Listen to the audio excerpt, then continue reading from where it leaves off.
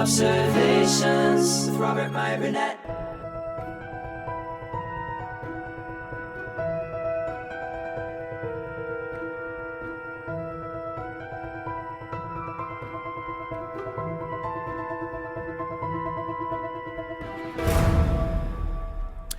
Dear Mr. Burnett, I don't know that you will have time to read this on a stream, but I would be curious to hear your thoughts.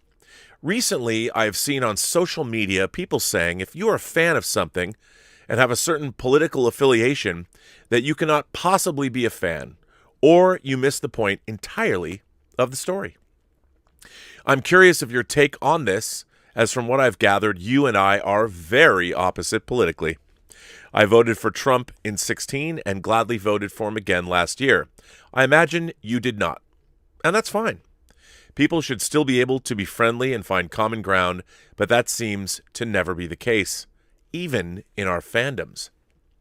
It started with Star Wars, when Padme reacts to Palpatine creating the Empire from the Republic by saying liberty is dying. When I first saw this film as a teenager, my interpretation of it was a cautionary tale of letting government get out of control. Based on the arguments by the left I see about this, it seems to like their takeaway was to be wary of a charismatic leader looking for more power than they should have. In this case, they're both placing Trump in that role. I think both views are valid, and a case can be made for both. Me personally, I would worry more about the empire than one leader we could get rid of, but the big government and their control remains.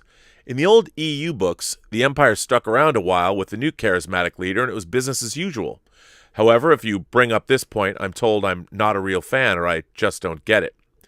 The one that really bothers me is being told the same thing about Star Trek. I have been told as a conservative I can't be a fan, and I am the antithesis of what this show stands for. I've been a fan since I was 5 and saw The Next Generation. I always saw Star Trek as a great morality tale where the characters really struggled to do the right thing. Not the most popular or sometimes even legal thing, but they always looked at both sides and weighed their decisions carefully. The people who tell me I'm not a fan seem like they want my opinions stomped out. I replied by reminding them of Picard's speech from the drumhead. That's when the classic "you didn't get it" remark comes in. Really? I would think if anything, Trek, pre-2009, could bring different-minded people together, but apparently not. I think it's healthy to remain open to opposing opinions. Instead of calling the opposite side Nazi, how about asking them to consider something they might not have thought about before with a well-thought-out debate? Sorry this went on longer than I intended. I'm just really curious to hear your thoughts as someone on the opposite end that has always expressed your opinions very well and thoughtfully. Thank you, L.D. Clark.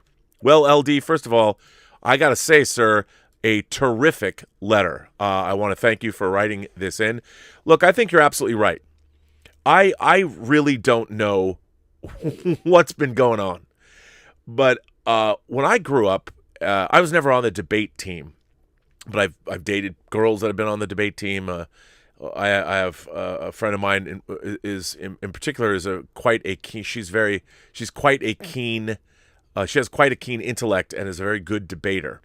But I think what you learn in debate is you learn to debate different sides of an issue, and good debaters can debate the pro or con of an issue. And I think one of the things that we've lost is our ability. I mean, I really think critical thinking has gone out the window. And I don't really understand why. And when you say that you're a conservative, I don't necessarily think I don't know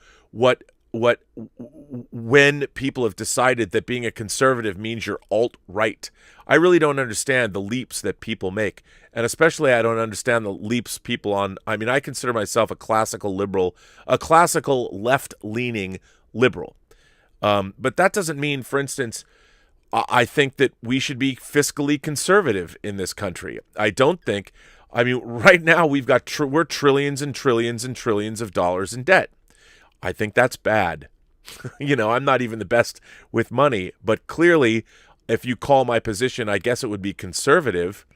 We're in debt, which means we're in debt to others that aren't us. And I think that makes us vulnerable.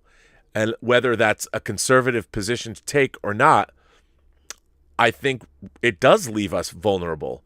And I don't know if that makes, I think a real person has both left-leaning and conservative views. I don't think anybody is just staunchly one thing or another, as much as people might think. But I absolutely 100% agree with you. And I don't like the fact that we have forgotten how to have a conversation with people. One of the things that I've said on this channel, as a matter of fact, I say it every day, is that every single person has a story to tell. Every single person. You don't have to agree with them, but they've got a story to tell. And, by listening to the tale they're going to tell you, you will learn something.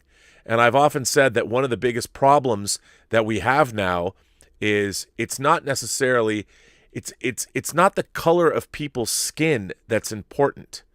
It's important that what the color of someone's skin has made them live through in our society. And we need to understand those stories. And we need to understand that, let's face it, when you're a minority in a country and you're treated as such, and in this case, say Black Americans have been treated a certain way for 400 years plus. Now, yes, slavery ended and it was supposed to end almost 200 years ago, but has there ever been real equality in this country?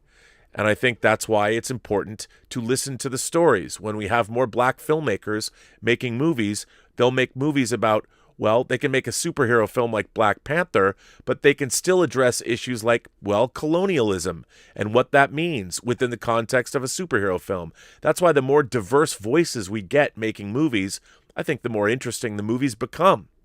Now, they might not appeal to everybody, but I think the more people that get to speak up, that get to talk, the better off our society is going to be, because we all have to live together. And we're not going to understand about one another if we don't listen. And I know that I have a lot of conservative friends. I have a lot of even right-leaning friends that are big Star Trek fans. As a matter of fact, I mean, if you really think about it, Star Trek in its original conception is pretty much America goes to tame the universe. I mean, sure, a democratic America, maybe the Camelot, the democratic White House of John F. Kennedy, it moves out into space to tame the universe. I can understand that. That's why Star Trek hasn't necessarily had the kind of international appeal that you would think it would have. But it's very much that idea. The American way of life goes to space. Wagon train to the stars. And there's a lot of people that understand that, and that's why they perhaps have problems with Star Trek's appeal. And I think you're absolutely right. And I think there's a lot of people that say, as you point out, you look at two sides of the same coin and look at things in different ways. That's us. That's our country. And we are right now more divided than I've ever seen a country, and I think it's problematic. And part of that problem is that we can't talk to each other. And I think one of the great things about storytelling, what I've always loved when I was growing up, is when you debate what's going on in a story and you get someone's point of view and they see the story very differently than I do. And I love that. I love debating the various sides. And I don't understand when did suddenly these kinds of cogent, learned debate become something to fear and something to not embrace.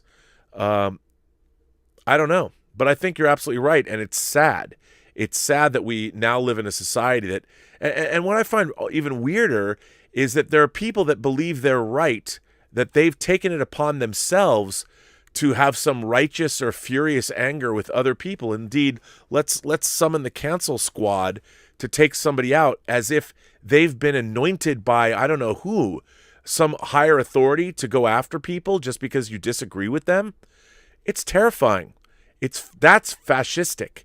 And that's why I've often said I've had a lot less problems in my life with people that might be considered conservative or even on the right than with people that I know and think that would be on my side of the aisle. The people that are on my side of the aisle have been the ones that have come after me, which I find fascinating, because why is that? And they don't even ask. They don't even stop and go, "Hey, what did you really mean by this?" No, they'll just bring down the fires of heaven and try and take you out, lightning strike and wipe you off the face of the earth. But I think, look, you're absolutely right, and it's time that we need to start talking to one another. The only way we're going to heal deep divides in this country, and by the way, we are all baseline Americans, aren't we? Let's go back to the Constitution and the Bill of Rights and things like that, and let's speak from there.